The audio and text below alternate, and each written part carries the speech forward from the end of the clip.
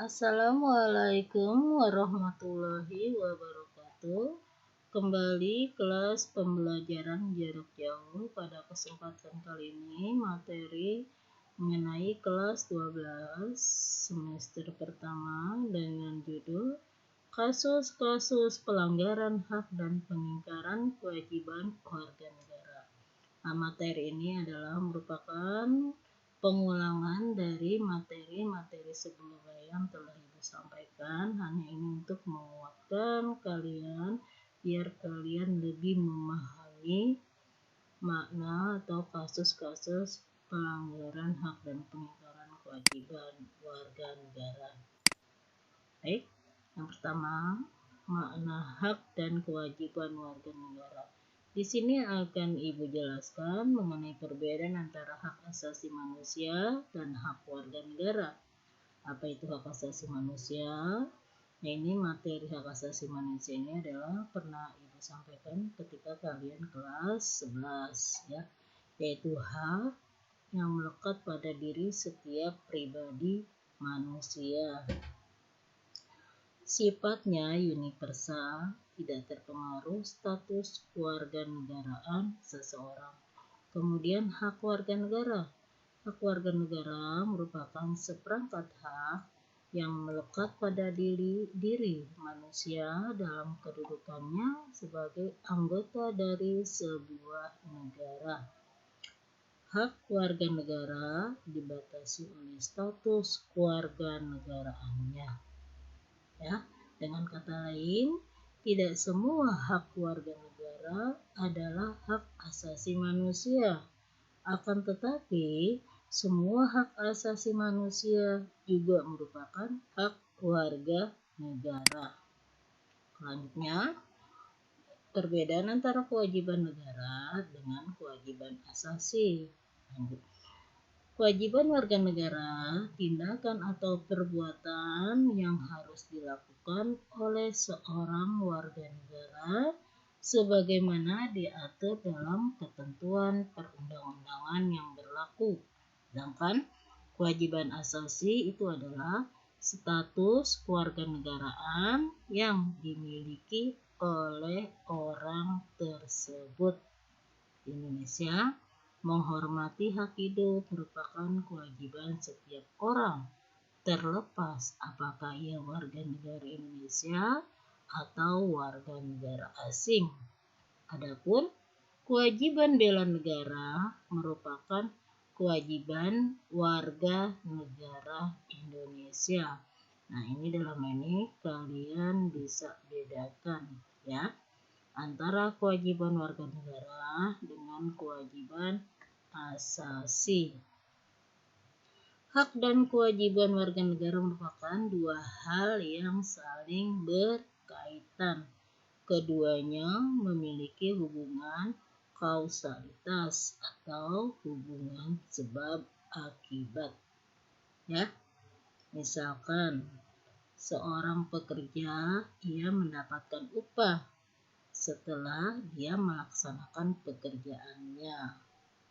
Lagi, seorang pelajar mendapatkan ilmu pada mata pelajaran tertentu sebagai akibat dipenuhinya kewajiban oleh guru. Jadi dalam hal ini ada siswa yang mendapatkan ilmu pengetahuan dan guru yang memiliki kewajiban untuk mengajarkan mata pelajaran tertentu kepada siswanya. Dua hal ini saling berhubungan. Begitupun antara kewajiban warga negara dan kewajiban asasi, ya, yaitu antara hak dan kewajiban ini juga saling berhubungan satu sama lain. Lanjut, substansi hak dan kewajiban warga negara dalam Pancasila. Ini bisa kita lihat sebagai penekanan kembali, penguatan kembali.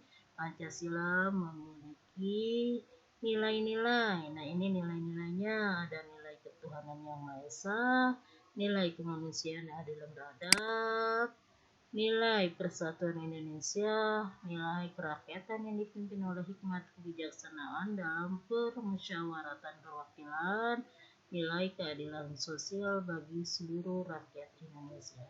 Nah, kelima nilai ini saling berhubungan satu sama lain, ya, berhubungan satu sama lain hingga merupakan satu kekuatan dan nantinya merupakan satu kekuatan yang kokoh dan utuh.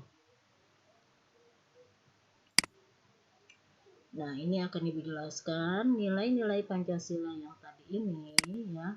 Nilai-nilai Pancasila ini dapat dikategorikan menjadi 3. Ada yang namanya nilai dasar, ada nama nilai instrumental, ada nilai praksis. Nah, nilai dasar itu nilai yang ini. Ini adalah nilai dasar semua. Nilai ketuhanan, nilai kemanusiaan, nilai persatuan, kerakyatan, dan nilai keadilan. Ya. Kemudian apa itu nilai instrumental? Nilai instrumental merupakan penjabaran dari nilai-nilai dasar yang terkandung dalam Pancasila. Ini nanti ini dijabarkan, nilai ketuhanan yang Maha Esa dijabarkan, nilai kemanusiaan dijabarkan, dan selanjutnya berikutnya. Ya, di penjabarannya di mana? Penjabarannya ini nanti dikuatkan oleh yang namanya pasal-pasal yang terdapat pada Undang-Undang Dasar 1945. Dan ketiga, nilai praksis. Nilai praksis itu adalah perwujudan dari nilai-nilai instrumental, ketentuan yang termuat dalam peraturan perundang-undangan yang terwujud dalam tindakan sehari-hari. Ya, nilai praksis, kalau nilai praktis ini praktek keseharian yang praktek keseharian dilakukan oleh setiap warga negara Indonesia yang tercermin dalam nilai-nilai dasar ini. Ya, misalkan pada nilai yang pertama, ketuhanan yang Maha Esa, itu setiap warga negara wajib, setiap warga negara mengakui adanya Tuhan. Dibuktikan dengan apa? Rajin beribadah, sering sholat di masjid, tadarus, dan lain sebagainya. Nilai kemanusiaan itu dibuktikan dengan apa? Saling membantu sama lain. Persatuan juga ini ya dibuktikan dengan apa? Tidak menghina atau saling menguatkan antara daerah satu dengan daerah lain. Kerakyatan misalkan ini dia dalam bentuk apa? Musyawarah untuk mufakat. Jadi mengambil segala keputusan dengan cara musyawarah yang nanti bermuara pada keadilan sosial bagi seluruh rakyat Indonesia. Nah, ini akan Ibu jabarkan dari nilai-nilai dalam Pancasila.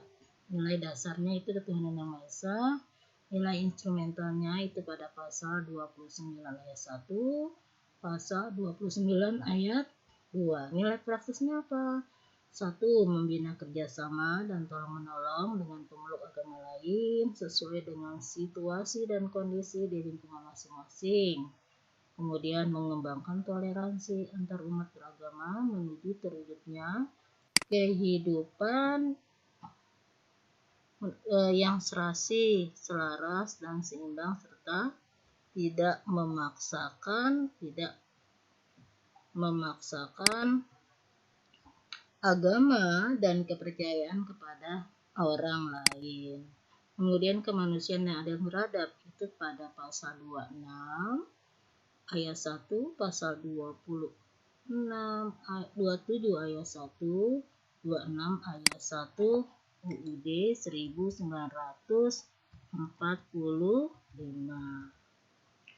Isinya apa? Ya, isinya memperlakukan orang lain sesuai dengan harkat dan martabat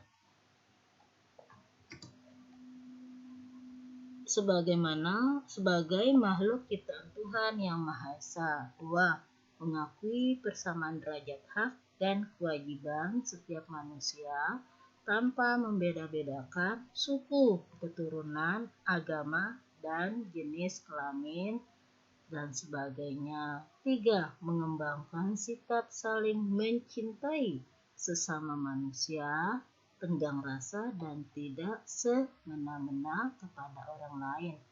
4. Melakukan berbagai kegiatan kemanusiaan. Ini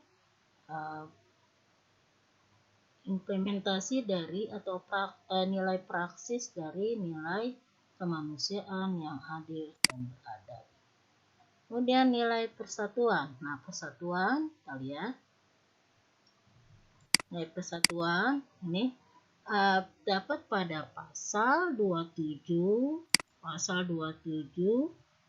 Undang-Undang Dasar 1945, ya.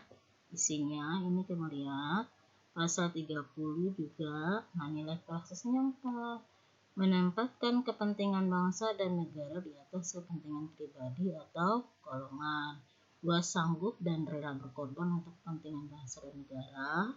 3. Mencintai tanah air dan bangsa Indonesia.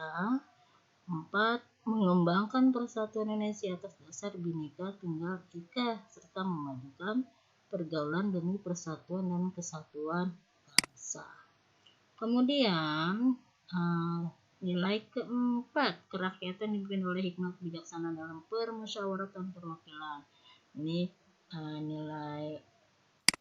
nilai instrumentalnya itu ada pada nilai pasal 28 Undang-Undang Dasar 1945, ya.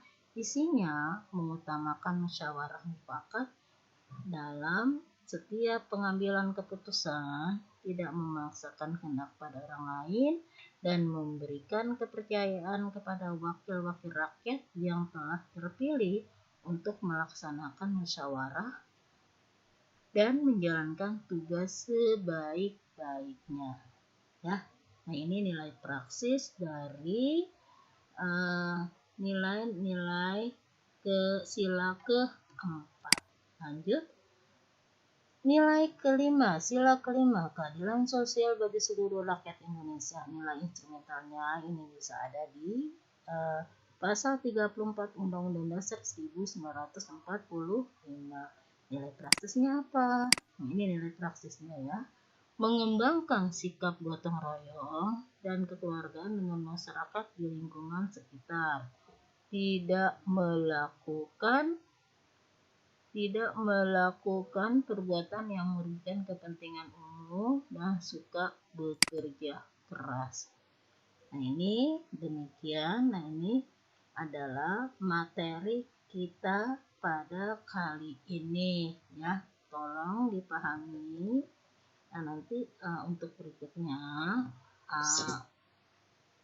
materi-materi kelanjutan dari materi ini, yaitu bagian dari kasus-kasus pelanggaran hak dan pengingkaran kewajiban. Demikian pembelajaran jarak jauh ini Ibu sampaikan, mudah-mudahan bermanfaat untuk kalian semua. Ibu akhiri wabillahi taufik wa hidayah. Assalamualaikum warahmatullahi wabarakatuh.